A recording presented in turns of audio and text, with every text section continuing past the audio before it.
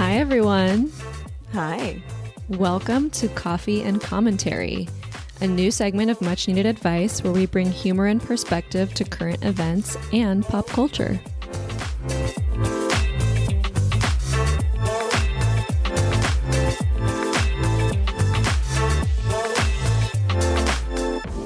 Hi, listeners. As you know by now, Julie and I are watching Sex and the City's new installment called And Just Like That, Season 2. This episode is about And Just Like That, Season 2, Episode 3. After you listen, don't forget to follow or subscribe, give us 5 stars, and leave a review. Enjoy.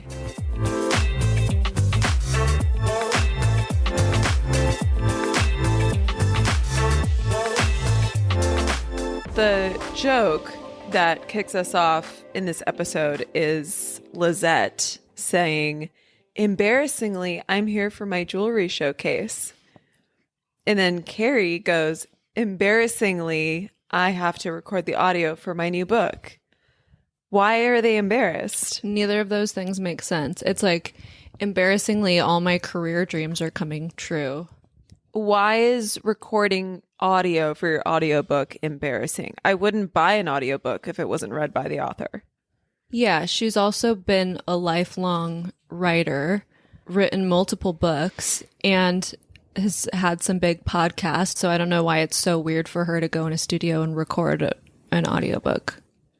Having said that, the people running the studio were heinous. They were so rude. They're also like clown people, which is a thing with this show. Like, people can't just be real people. They have to be like clown people. The guy who's running the audio booth is the same as the person who's the showrunner on the sitcom in terms of their look. And where did either of those looks come from? What real person dresses like that? It makes no sense. It's just tomfoolery. Carrie's in her booth, and I get it. For an audiobook, I guess this is what they do. But at the same time, we're recording right now. I mean, you're recording in a bed. I'm recording in a kitchen.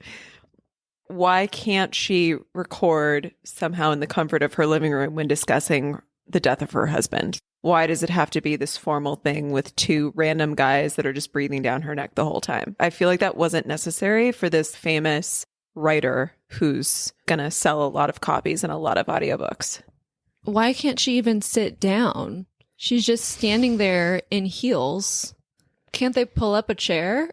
Is she not the star? Why is she apologizing every 2 seconds? And she's like, I have to make sure I enunciate my words right and don't pop my P's and click my T's or whatever. And it's like, didn't you just have a huge podcast? That's what the mic covers are for. That's what the mic screens are for. That's what all of the big equipment is for, is to counteract that stuff that everyone does when they speak.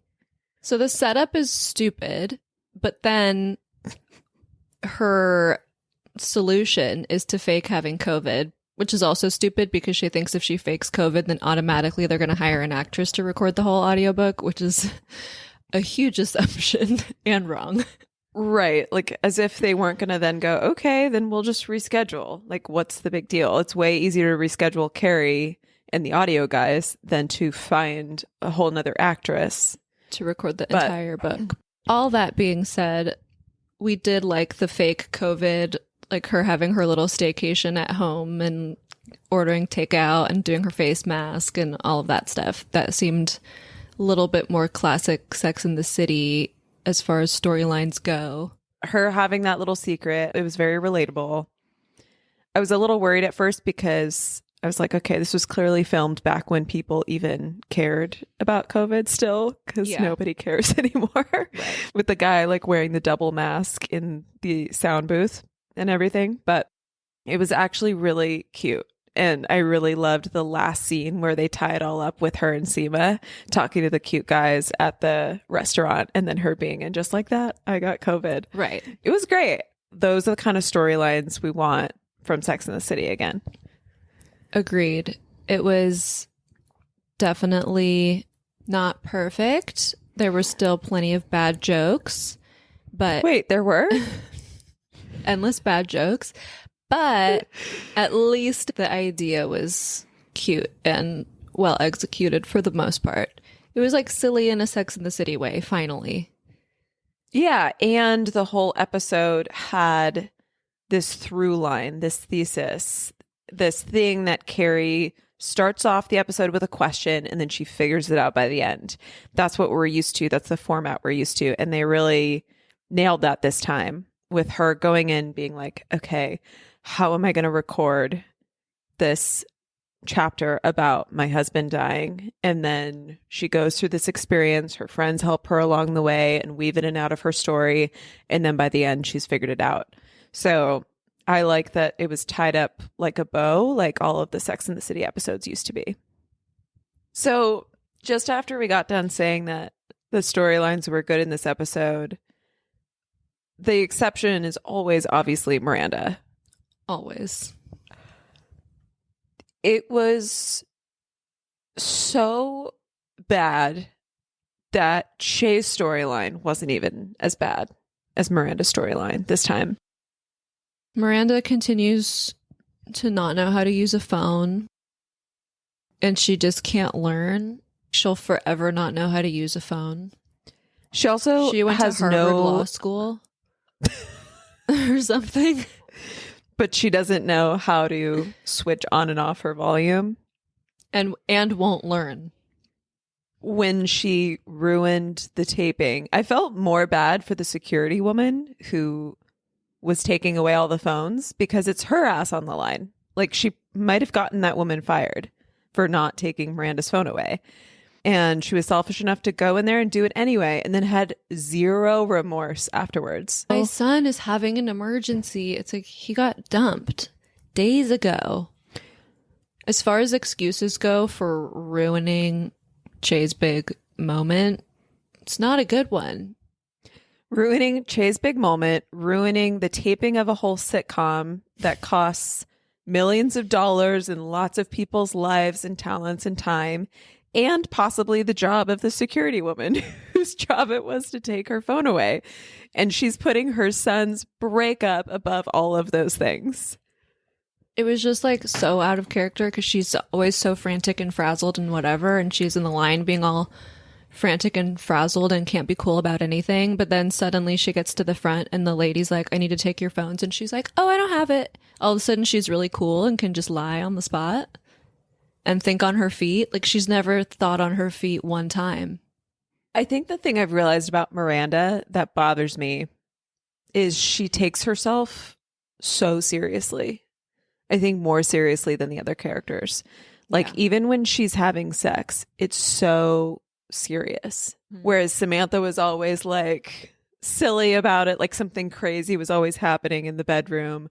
Or, you know, Charlotte is revealing some funny insecurity, or her partner has a weird thing that they're doing in bed. Carrie just doesn't even have any sex scenes, but Miranda's sex scenes are like, we're seriously trying to have good sex here. And I think that's why it's not fun to watch. And at least there was none of that in this episode. Yeah. Miranda's just not giving anything. She used to be the smart one and the voice of reason. And now that she's not that, and she's not entertaining, and she's not sexy, it's like she's giving nothing. It feels like half of the show is Miranda's storyline and Che's storyline. And I don't understand why there's so much focus on it.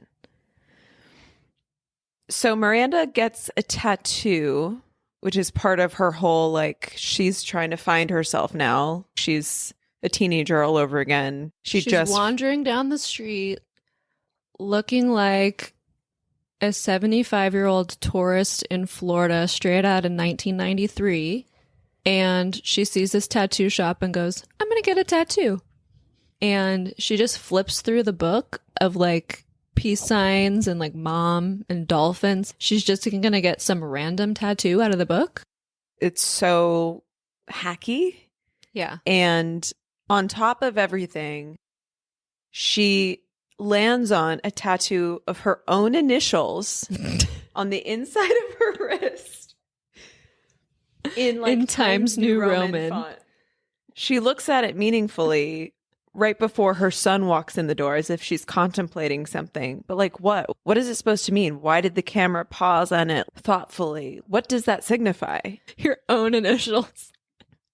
Out of everything, what kind of a narcissist gets just their own initials in big black letters on the inside of their wrist? Why? What? She should have gone with the robot. I know. Like, it actually would have been better if she got like a slice of pizza or something. I would get it if she originally took on Steve's last name, but she never did. So it's not like she's reconfirming her old last initial. She never changed her name in the first place. So it's completely baffling and upsetting as usual. Thanks, Miranda.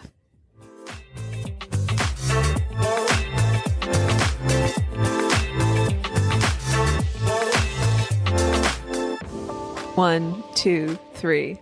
Awards. I'll start us off with my favorite category, best looks of the episode. I'd like to nominate Charlotte's bulldog, whose name is Richard Burton, for his raincoat and galoshes look. This was so cute, so perfectly what Charlotte would have for her dog. Somebody was paying attention to the details, and that's what we appreciate, especially about the costumes in this show. Yeah, they used a good TV and film device where it was like raining in New York with the umbrella and an umbrella in LA. I wonder if someone different wrote and directed this episode. We should look it up. Because things really tied together and made sense and were satisfying in these ways. Yeah, we're not professional enough to look it up before we record this podcast, but we may or may not look it up after. Okay, another great look was Lizette during her jewelry party in her so beautiful backless dress with a hood. It was elegant. It was simple. It really showed off her jewelry really nicely on the back and the front. And she just looked cool. She always looks cool. She's great. How does she afford her apartment? One more honorable mention for a great look is when Carrie buys 100 shoes. We get it, Carrie, you like shoes. One of the pairs of shoes is this strappy sandal that looks like it has a red balloon that's inflated but squeezed underneath the strap of the sandal. And it's so cute. It's just like 2 seconds of the show, but it's the best little detail that just like makes you smile, which again is more of what we want from this show. Yes, we want more fun fashion. That was like what built this empire. Yeah. And like actual fashion, not like a caricature of fashion. All right. How about the award for best acting? We're going to give an award not from this show at all. It's going to be from the show within the show. Because shockingly, plot twist, the sitcom is actually good. Sarah Ramirez and Tony Danza might be the best actors in the whole show. So their scene was actually very touching. Who would have thought that Che and Tony Danza would ever win one of our positive awards? You got to give it up when it's deserved. Should we jump right to most likely to be accused of sexual harassment? Oh, sure. Let's get into it. We have a wealth of choices for this one. Yeah, they did a lot of like, haha, sexual harassment, ha ha ha things in this episode, which is kind of like, is anyone going to learn a lesson with that? Or are we just like trying to push it to the edge, you know? Right. So the first instance was Naya hitting on her sound guy. Her sound guy's just trying to do his job and adjust her lavalier mic. And she's like, oh, don't you want to take me to dinner first? Yeah. And then he goes for it. He's like, wait a minute. Lie. He's like, that totally Were you serious though? But they made it so weird. I really thought that she was going to get accused of sexual harassment and that was going to be the storyline because it was so, they just made it look so inappropriate. I feel like they don't know that other people know that that's extremely unprofessional, and you're supposed to be able to trust the people who inevitably do have to dig around in your shirt for your mic to be professional. And you're not supposed to make those kinds of jokes on a set when these are employees. It must be so meta for all the sound guys literally on set to film this scene. But whatever. Anyway, he went for it. So congrats. At least he's probably over the age of 18, unlike the high schooler that LTW and Charlotte ogled over in the hallway at school. So creepy. This 17-year-old who looked, by the way, like he was plotting a murder. Like, I know they were trying to, like, in slow motion make him look sexy, but to me, he looked like kind of a scary loner kid. Naya makes a joke about feeling like Blanche Dubois, who is from A Streetcar Named Desire, and the whole storyline is that she got in trouble in her hometown because she was having an affair with a 17-year-old. So the reference to Blanche was a reference to actual, what do they call it? Rape? Some kind of rape? Statutory rape? What do they call it? Rape? Something like that? Yeah. Yeah. Nobody asked for this. Having said that, I do really enjoy LTW and Charlotte's relationship. I love the two of them together. I love the dynamic mom duo. I love that they support each other no matter what. They're positive. They're fun. They're silly. Like, all of that is good stuff. I like their relationship just like I like Carrie and Seema's relationship a lot. Yeah, Charlotte and LTW have really good chemistry, as do Carrie and Seema. LTW brings out a side of Charlotte that none of the other main characters used to, you know? Like, Charlotte used to actually be very one note, and this is bringing out her, like, more fun, devious, sexy side almost. And while I don't condone statutory rape or really think that was necessary, it is fun to see the two of them banter and hang out. Agreed. Do you think that's because LTW has done the traditional get married, have children thing, and so Charlotte sees that you can do that and still be fun and sexy? Like, is that why she couldn't relate to her other friends in that same way? Because they were just choosing a different life path, seemingly, and Charlotte was always, like, wanting to be traditional and blah, blah, blah. But now she sees this mom and wife who's really cool, who does still have her own life and do her own thing. And remember, when that character was first introduced, Charlotte was really intimidated by her for being so cool. So maybe that's why Charlotte is seeing a version of a mom that maybe she didn't see before. I love that take. I also think in general, the women in the original series were all so polar opposite of each other. They were all so one note because they were all like foil characters for one another. It's like they were intentional opposites, all four of them. And now that we've introduced more characters and a little bit less black and white, a little bit more gray area, you have to have some characters that are a little bit of a mix, that are more nuanced, that have more than one personality trait. And so I think that's made the show a lot more interesting and brought out more nuance in the original characters. So I'll give them that. This is the first episode I've seen that in, but I hope we see more of it. Well, speaking of our newer characters, let's talk about who carried the show this episode. Seema, 100%. Seema's storyline carried the show. It was light. It was funny. It had a beginning, middle, and an end. My bar is very low for storylines. Yeah, and if you want to know more about being a screenwriter, go listen to our episode, How to Be a Professional Writer. Yeah, with Jeffrey Roth. Because the first step is to have a beginning, a middle, and an end. And I think sometimes this show forgets that. But this time it didn't. I think potentially the number one reason why women all over the world love this show in the beginning in 1998 was because it showed them everything New York could be. New York, full of all of its possibilities. You both love it and you hate it. It's hard to live there, but that's what makes people bond. All of the things that are joyful about New York is kind of wrapped up in this episode. Do you want to quickly summarize what Seema's storyline was this episode? It starts with her getting robbed right outside of her apartment. Some guy takes her purse. It's her Birkin bag that she spent a lot of money on from her first home sale or whatever. And she's devastated, less because of the contents of the bag, more because of the Birkin being gone, because they're really hard to get nowadays. Mm-hmm.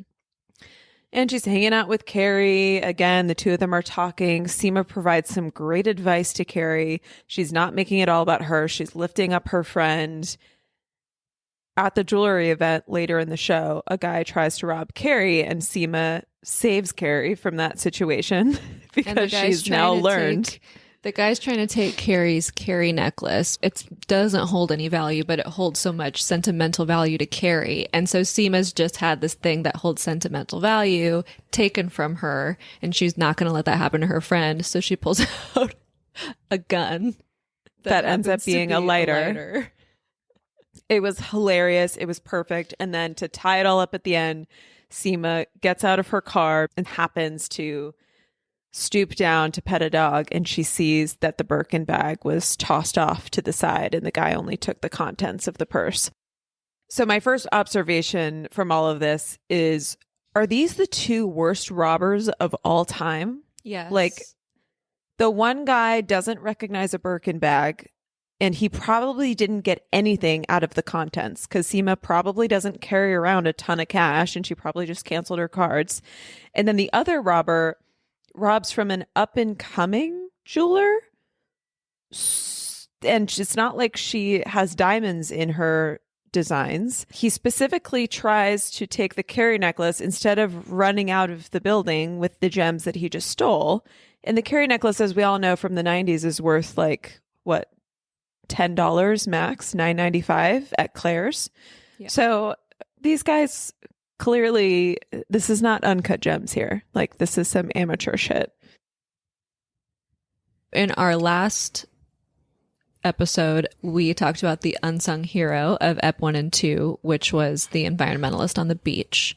So we were fortunate enough to have another hero of episode 3, and that was Ricky, the tattoo artist.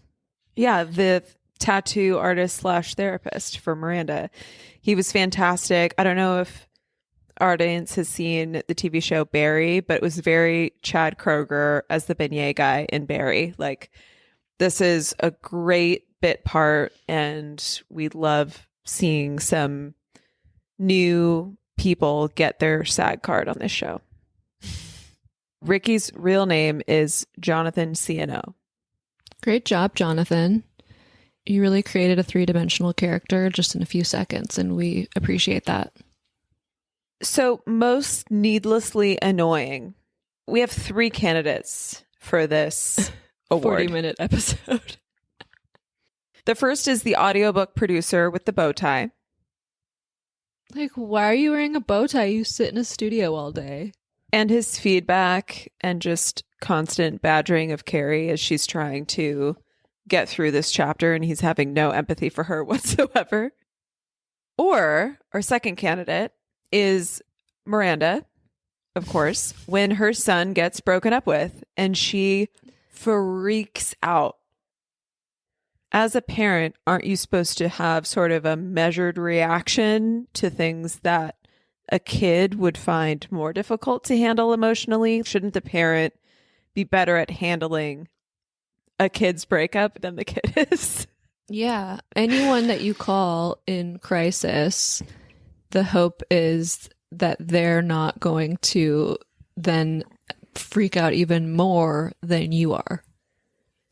Okay. So the last candidate for most needlessly annoying is the sitcom showrunner, who is, again, like a caricature of a lesbian, another clown person who wears a bow tie and sparkly blazers and seemingly doesn't live in the real world.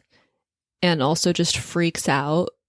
Because again, when you're the showrunner, you're supposed to be the most measured one. You're the one that's going to figure it out, find a solution, tell the talent it's okay, we'll get another take or whatever it needs to be, not just lose your fucking shit in your little clown costume. And insult your main actor. Right. Oh, yeah. That was going to be Che's only good take because Che's a comedian, not an actor. And there's no way we're going to get another good take. It's like, okay, that's Meanwhile, helpful. Sarah Ramirez is showing everybody up by giving us the best scene in the whole show inside her sitcom. Our podcast is like a Sarah Ramirez fan club and also the Che Diaz hate club. Yeah. All right. In our last category, we're so happy to have this category this time. The award for was actually funny. The jewelry robbing scene with Carrie and Seema, where Seema says, "Not so fast, punk." And even before Seema says that, when they're all panicked and Carrie yells, "I have COVID," which clears the whole room, which they pulled the through line through again. Good job. Yes. It was a surprise. It was so funny. It was Seema also sticking up for her friend. It was all of the elements that we want. Yeah. It was fast. It was silly. It was very Sex in the City. Thanks for joining us, everyone. If you're watching and just like that along with us, then come check us out every week and hear our thoughts. Bye. Bye. That's what we think. What do you think? DM us at much.needed.advice with your commentary.